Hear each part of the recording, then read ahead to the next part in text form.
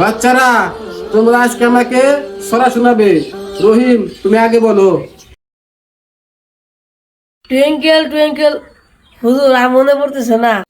বসো, তুমি তো ঠিক মতো সরা শোনাতে পারতেছো না। বাচ্চারা, তোমাদের জন্য আরেকটা প্রশ্ন। বলো তো, জান্নাত কোথায় থাকে?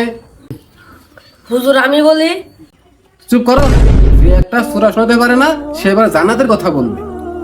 বাচ্চারা, আজ তোমাদের ছুটি, কিন্তু আগামী কালকে তোমরা সবাই জান্নাতের মাটি নিয়ে আসবে, ঠিক আছে? বাচ্চারা, তোমরা কি জান্নাতের মাটি নিয়ে এসেছো? হুজুর জান্নাত তো থাকে আকাশে। হুজুর, জান্নাতের মাটি তুমি মরে যাওয়ার পরে পাওয়া যায়। হুজুর আমি জান্নাতের মাটি নিয়ে এসেছি। কই দেখি।